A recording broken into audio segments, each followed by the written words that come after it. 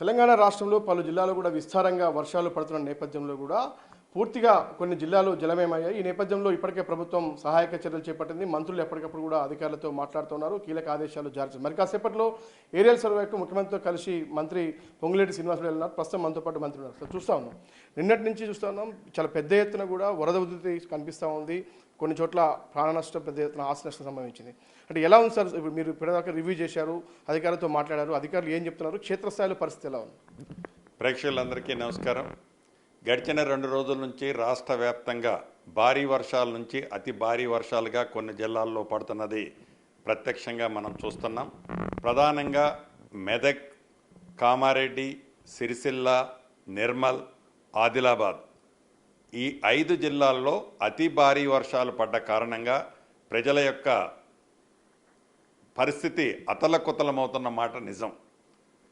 ప్రధానంగా మెదక్ జిల్లాకు సంబంధించిన దాంట్లో పోచారం రిజర్వాయర్ ఏదైతే 100 సంవత్సరాల చరిత్ర ఉన్న పోచారం రిజర్వాయరు, దాని డిశ్చార్జీ కెపాసిటీ 64,000 క్యూసెక్కులు ఉంటే సుమారు 1,84,000 క్యూసెక్కులు నీళ్లు ఒకేసారి వచ్చి పడేసరికే ఆ రిజర్వాయరు బండ్ మీద వాటర్ ఓవర్ఫ్లో అయిన సంగతి నిన్న మీరు ప్రత్యక్షంగా ప్రజలంతా చూశారు.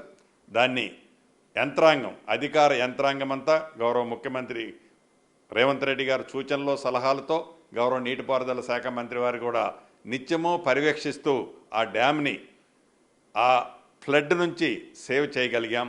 చాలా సంతోషం. అదేవిధంగా అనేక రహదారులు, అది నేషనల్ హైవే కావచ్చు, R&B కావచ్చు, పంచాయతీరాజ్ రోడ్లు కావచ్చు, ఇంకా అనేక ప్రాంతాల్లో జల దిగ్బంధంలోకి చాలామంది ప్రజలు ఇరుక్కుపోయారు. సుమారు మెదక్, కామారెడ్డిలో 7 ప్లేసెస్ నుంచి 75-76 మందిని NDRF, SDRF టీములు ఏదైతే శిక్షణ ఇచ్చి వారికి ఫుల్ ఎక్విప్మెంటు లాస్ట్ ఇయర్ జరిగిన ఫ్లడ్స్ని దృష్టిలో పెట్టుకొని ఈ ప్రభుత్వం గౌరవ ముఖ్యమంత్రి గారి ఆదేశానుసారం ఎక్విప్మెంట్ అన్నీ ఏర్పాటు చేశాం. దానివల్ల ఎక్కడా ఆ ప్రాంతంలో మెదక్లో ప్రాణ నష్టం జరగకుండా కాపాడగలిగాం. అదే రకంగా కామారెడ్డి ప్రాంతానికి వచ్చినప్పుడు ఇప్పటి వరకు నా నోటీస్కి వచ్చిన దాంట్లో ఒక వ్యక్తి 2 వీలర్ మీద పోతున్న వ్యక్తి గల్లంతయ్యాడు, ఇంకా మనకి బాడీ దొరకలేదు. ఒక వ్యక్తి గోడ కింద పడి చనిపోయారు. 2 చనిపోయినట్లు ఇప్పటి వరకు నా దృష్టికి రావడం జరిగింది. ఇంకా సిరిసిల్ల జిల్లాలో 4 వ్యక్తులు చుట్టూ జల దిగ్బంధంలో సుమారు 18-19 గంటల నుంచి అక్కడ స్ట్రక్ అయ్యారు. వారిని కాపాడేందుకు కేంద్ర మంత్రివర్యులు గౌరవ సంజయ్ గారిని కూడా అక్కడ స్థానిక పార్లమెంటు సభ్యుడితో పలు పర్యాయాలు నేను మాట్లాడాను. హెలికాప్టర్లు అరేంజ్ చేసినా స్థానికంగా ఉన్న వాతావరణ దృష్ట్యా క్లియరెన్స్ లేని కారణంగా వారిని ఎయిర్ లిఫ్ట్ చేయలేకపోయాం. మళ్ళీ ఇంతకుముందే గౌరవ మంత్రివర్యులు సంజయ్ గారితో మాట్లాడాం. ఆల్రెడీ హెలికాప్టర్లు చేరాయి. ఆ 4గురిని కూడా అక్కడి నుంచి ఇంకా 5-10 నిమిషాల్లో లిఫ్ట్ చేయబోతున్నాం. అదేవిధంగా నిర్మల్ జిల్లాకు సంబంధించి కూడా ఒక వ్యక్తి చుట్టూ నీళ్ళుండి ఒక దగ్గర ఇరుక్కుపోయారు. ఆ వ్యక్తిని కూడా అప్రోచ్ కావటానికి ఈ NDRF, SDRF టీంకి అప్రోచ్ కావటానికి యాక్సెస్ దొరకటంలా SRSPలో కనీవిని వరద ఆ వాగు నుంచి, ఆ రివర్ నుంచి ఫ్లో అవటం వలన అక్కడికి అప్రోచ్ కాలేని పరిస్థితి ఉంది. తప్పకుండా వాతావరణం అనుకూలించడంతోనే ఆ వ్యక్తిని కూడా డెఫినెట్గా ఎయిర్ లిఫ్ట్ చేసే విధంగా ప్రణాళికలు సిద్ధం చేస్తున్నాం. ఏదైతే అతి భారీ వర్షాల కారణంగా నిత్యం ప్రజలకి ఎక్కడా ఇబ్బంది కలగకుండా ఉండే విధంగా ఆల్ జిల్లా కలెక్టర్స్తో, ఆల్ జిల్లా ఎస్పీలతో, జిల్లా ఇన్ఛార్జి మంత్రులతో నిన్న పలు పర్యాయాలు టెలికాన్ఫరెన్స్ నిర్వహించుకొని పలు సూచనలు ఇవ్వటం, రాష్ట్ర ప్రభుత్వ పక్షాన సూచనలు ఇవ్వటం జరిగింది. ఈరోజు కూడా 2 గంటలకి గౌరవ ముఖ్యమంత్రి గారు, నీటిపారుదల శాఖ మంత్రి వర్యులు, నేను ఏరియల్ సర్వే కూడా వెళ్ళి ఎక్కడైతే డ్యామేజ్ జరిగిన ప్రాంతాల్లో మొదలు ఫస్ట్ ప్రయారిటీ ప్రాణ నష్టం జరగకుండా చేసే దాంట్లో గవర్నమెంటు 100% సక్సెస్ అయిందని చెప్పచ్చు. ఆస్తి నష్టం ఎక్కడైతే జరిగిందో ఆస్తి నష్టాన్ని కూడా ఎవరూ కూడా భయభ్రాంతులకు లోనవ్వాల్సిన అవసరం లేదు.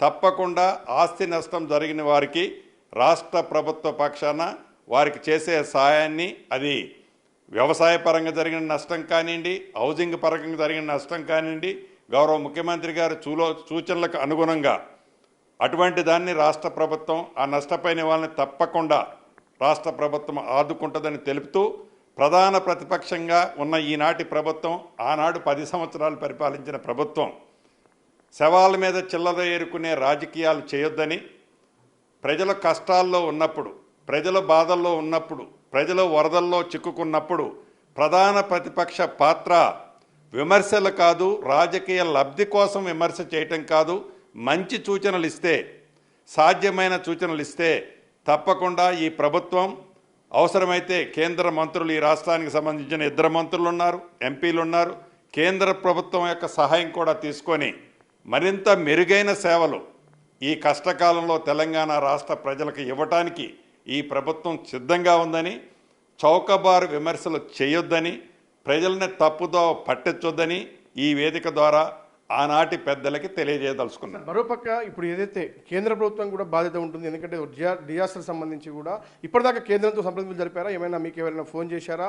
ఈ సహాయక చర్యలకు సంబంధించి వాళ్ళ సహాయం ఏమైనా కోరుతా ఉన్నారా? ప్రధానంగా ఆస్తి నష్టం, ప్రాణ నష్టం సంబంధించి పరిహారాన్ని ఏమైనా కోరుతా ఉన్నారా? ఏదైతే ఇంతకుముందే గౌరవ కేంద్ర మంత్రి వర్యులు బండి సంజయ్ గారితో నేను మాట్లాడటం జరిగింది. కేంద్రం నుంచి ఏ రకమైన సహకారాలు కావాల్సిన నేను అంటే బండి సంజయ్ గారు, అదే రకంగా కిషన్ రెడ్డి గారు తప్పకుండా కేంద్ర ప్రభుత్వంతో సంప్రదించి అన్ని సౌకర్యాలు కేంద్ర ప్రభుత్వం నుంచి రావాల్సినవి తప్పకుండా తీసుకొస్తామని సంజయ్ గారు నాతో పర్సనల్గా నిన్న చెప్పారు, ఇంతకుముందు కూడా చెప్పారు. కానీ గడిచిన సంవత్సరంలో ఇదే ఆగస్టు చివరి మాసంలో ఆనాడు అతి భారీ వర్షాలు పడ్డ కొన్ని జిల్లాల్లో, ఉమ్మడి ఖమ్మం జిల్లా కానివ్వండి, ఉమ్మడి వరంగల్ జిల్లా, ఇంకా 2-3 జిల్లాల్లో అతి భారీ వర్షాల వల్ల జరిగిన నష్టం సుమారు 10,000 కోట్ల పైగా నష్టం జరిగితే ఆనాటి కేంద్ర ప్రభుత్వం కేవలం 300 కోట్లు చిల్లరిచ్చి చేతులు దులుపుకుంది. గౌరవ మంత్రుల్ని ఈ వేదిక ద్వారా అభ్యర్థించేది ఏంటంటే, కొత్తగా ఏర్పడిన ఈనాటి తెలంగాణ రాష్ట్రం గొప్పలు పోకుండా ఏదైతే నష్టము జరిగిన దాంట్లో కేంద్ర ప్రభుత్వము పెద్దన్న పాత్ర పోషించి ఈ రాష్ట్రానికి రావాల్సిన డిజాస్టర్ మేనేజ్మెంట్ వచ్చినప్పుడు ఈ రాష్ట్రానికి రావాల్సిన నిధులు ఈ రాష్ట్రానికి సంబంధించిన 2 మంత్రులు మా సోదరులు తప్పకుండా కేంద్ర ప్రభుత్వం నుంచి నిధులు తీసుకొస్తారని మనస్ఫూర్తిగా కోరుకుంటున్నాను. ప్రధానంగా జాతీయ రహదారులకు సంబంధించి కూడా చాలా పెద్ద ఎత్తున దెబ్బతిన్నాయి, రాష్ట్ర రహదారులు కూడా దెబ్బతిన్నాయి. గ్రామీణ ప్రాంతాలకు కూడా ఎవరు పోలేని పరిస్థితి, సహాయక చర్యలు కూడా ఆటంకం కలిగిస్తాం. ఇక రైల్వే ట్రాక్లు చూస్తా ఉన్నాం, ఎక్కడికక్కడ పూర్తిగా మట్టి కొట్టుకుపోయినట్టు పరిస్థితి కనిపిస్తుంది. కాబట్టి ఈ పునరుద్ధరణకు సంబంధించి అధికారులకు ఏమైనా ఆదేశాలు జారీ చేశారా? ఎలా కొనసాగుతుంది? ఆల్రెడీ ఇప్పటికే ఉదయం నుంచి అది నేషనల్ హైవేస్ కానివ్వండి, R&B కానివ్వండి, పంచాయతీరాజ్ డిపార్ట్మెంట్ కానివ్వండి, రైల్వేకి కావాల్సిన ఆల్రెడీ పనులు స్టార్ట్ అయ్యాయి. ఈవినింగ్ కల్లా టెంపరరీ అరేంజ్మెంట్స్ చాలా ప్రాంతాల్లో చేయటం జరుగుద్ది. ప్రజలకి ఎక్కడా అసౌకర్యాలకు కలగకుండా ఉండే విధంగా గతంలోనే అడ్వాన్స్గా అన్ని జిల్లాలకి, ప్రతి జిల్లాకి గౌరవ ముఖ్యమంత్రి గారి సూచనలకు అనుగుణంగా కోటి రూపాయల చొప్పున రాష్ట్ర ప్రభుత్వం రిలీజ్ చేయడం జరిగింది. అతి భారీ వర్షాలతో ఏదైతే ఈ 5-6 జిల్లాల్లో మేజర్ డ్యామేజ్ అయ్యాయో అక్కడ ఎంత ఖర్చు అయినా ₹1 కాదు, ఇంకా 5-6 కోట్లు 10 కోట్లు ఖర్చు అయినా టెంపరరీ అరేంజ్మెంట్ చేయడానికి రాష్ట్ర ప్రభుత్వము తక్షణమే నిధులకి ఎక్కడా ఇబ్బంది లేకుండా అక్కడికి పుష్ చేయటం జరుగుద్ది.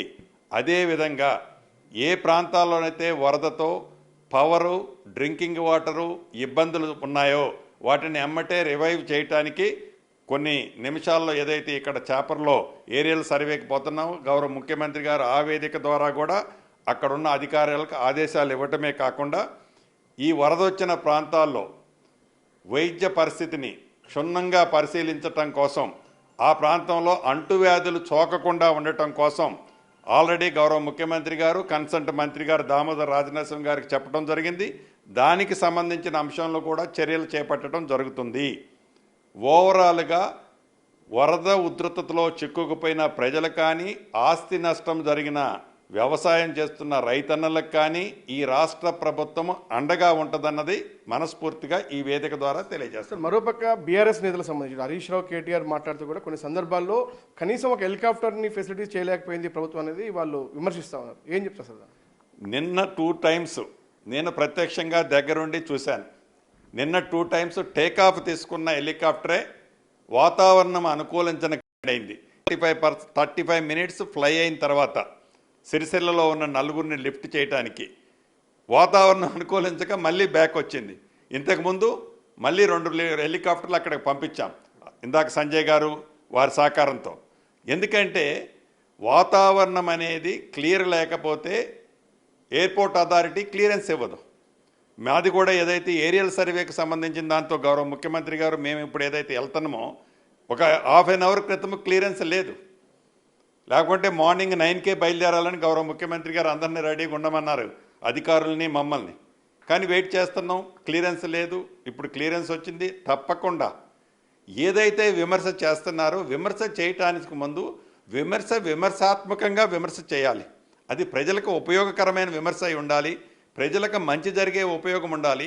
శవాల మీద చిల్లరగా ఏరుకునే విమర్శలు మంచి కావు అని వారికి హితబోధ ఇక్కడ నుంచి చేయదలుచుకున్నారు. బిగ్ టీవీ వేదికగా ప్రస్తుతం ప్రభావిత ప్రాంతాల ప్రజలకు కావచ్చు, నిరాశ్రితులకు కావచ్చు, రాష్ట్ర ప్రజలకు కావచ్చు, ఈ వర్షాల నేపథ్యంలో ఏం చెప్పదలుచుకున్నారు, జాగ్రత్తలకు సంబంధించి కావచ్చు, ఇతర అంశాలకు?